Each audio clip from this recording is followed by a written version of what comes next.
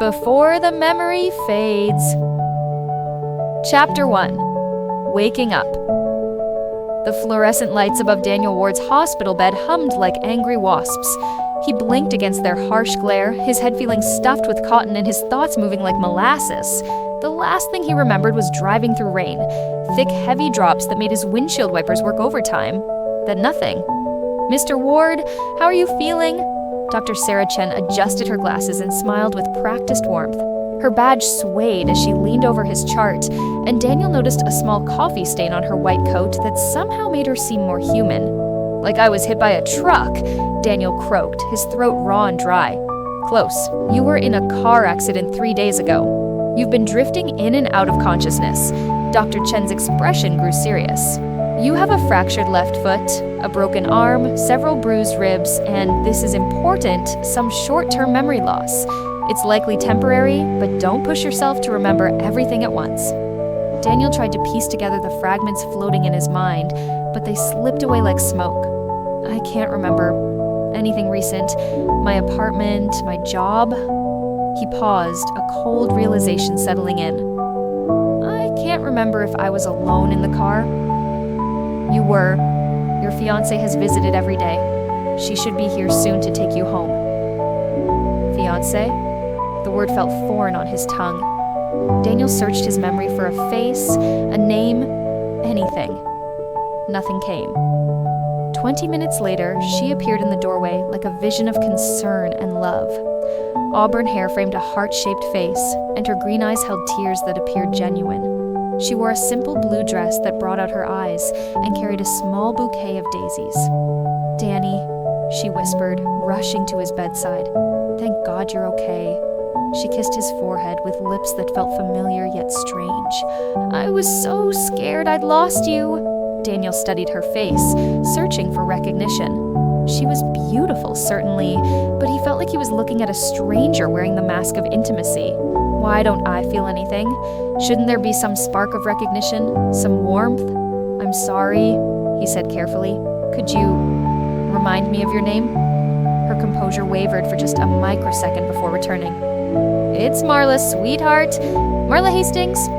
We've been together for 3 years, engaged for 6 months." She reached into her purse and pulled out a photo of them together at what looked like a restaurant. In the picture, Daniel's arm was around her shoulders, both of them smiling. He looked happy, but his expression struck him as oddly distant. "Was that really how I looked when I was happy? I'm sorry. I wish I could remember." "Don't apologize, love. The memories will come back." Marla squeezed his uninjured hand. "Dr. Chen says you can come home today. I've prepared everything. Your favorite soup, even that jazz music you're always humming." Daniel nodded, though jazz felt wrong to him. Rock music seemed more natural, but his mind offered no certainty about anything. He felt like a jigsaw puzzle with half the pieces missing. The drive to what Marla called their house passed in a blur of unfamiliar streets. Daniel pressed his face to the passenger window, hoping for a flicker of recognition. Bright afternoon sunlight streamed through the glass, and for a moment he felt disoriented. Hadn't it been raining? The disconnect made his head throb. The neighborhood was suburban and neat, with well-maintained lawns and houses that spoke of comfortable middle-class life. "Here we are," Marla announced, pulling into the driveway of a 2-story colonial. Home sweet home. Inside, Daniel hobbled on his crutches through rooms that felt more like a furniture showroom than a home. Everything was immaculate, not just clean, but untouched.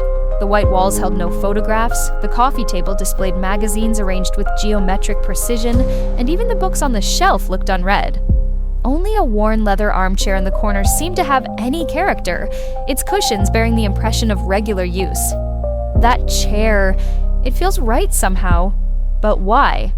"You've been busy while I was in the hospital," Daniel observed. Marla laughed, a musical sound that somehow made his skin prickle. "You know how I get when I'm anxious. Cleaning helps me cope. You always tease me about turning into Martha Stewart when I'm stressed." She guided him to the couch, adjusting pillows that were already perfectly positioned. "Are you hungry? I made that chicken soup you love." "Actually, I think I'd prefer..." Soup it is. You need to keep your strength up. Marla disappeared into the kitchen before he could finish. Daniel used the opportunity to examine the living room more closely. The furniture was expensive but generic. No personal touches anywhere. No photos, no quirky decorations. No evidence that two people had built a life together in this space. Even the remote control sat at a perfect right angle to the coffee table edge. He heard Marla humming in the kitchen, a melody that felt almost familiar, like something floating just beyond his reach. But the more he tried to grasp it, the more it slipped away, leaving only an inexplicable sense of unease. When she returned with the soup, her brightness felt almost aggressive. "There's a question I need to ask," Daniel said, accepting the bowl. He took a spoonful and couldn't suppress a slight grimace. It was bland, like it had been made from a packet, and left an odd aftertaste that made him want to push the bowl away. "This morning, before you arrived, I had these flashes of memory. A different apartment, brick walls maybe. Does that mean anything to you?" Marla set down her spoon with careful precision. "Oh, Danny, the doctor warned me about this. Sometimes trauma creates false memories, your brain trying to fill in the gaps with fantasy. You've lived here with me for 2 years. There's no other apartment." Her voice carried absolute certainty, but Daniel caught her glancing toward the stairs as if checking to make sure they were alone. "I'd like to see our bedroom. Maybe it will help trigger memories." "Of course, but let's take it slow with your foot." Marla helped him up the stairs, her grip on his arm protective but firm. The hallway upstairs had 4 doors. She led him to the master bedroom, another pristine space with a king-sized bed that looked like it belonged in a hotel. "What about the other rooms?" "Guest room, bathroom, and my office," Marla said.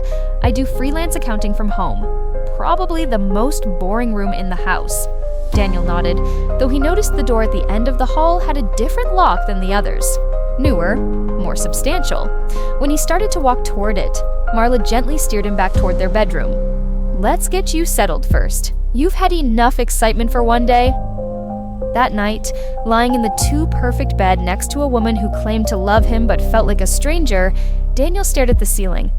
Every instinct whispered that his life had been different, messier, more authentic, more his. But his broken memory offered no proof, only shadows and doubt. Maybe I'm going crazy. Maybe this is what memory loss does. Makes everything feel wrong even when it's right. From somewhere in the house came a faint sound, like papers rustling. He listened, straining his ears, but eventually silence returned. Beside him, Marla's breathing was even and deep. "I should check that door, find out what she's hiding." Daniel started to shift to ease his weight toward the edge of the bed, but Marla stirred slightly and he froze. If he woke her up stumbling around in the dark with his crutches, how would he explain? His heart hammered as he settled back into the pillows. "Tomorrow. I'll find a way tomorrow." As he finally drifted off, one thought echoed in his mind. Tomorrow, he would start looking for the pieces of himself that felt missing, whether they existed in this house or somewhere else entirely. Because right now, I don't even know who I'm supposed to be.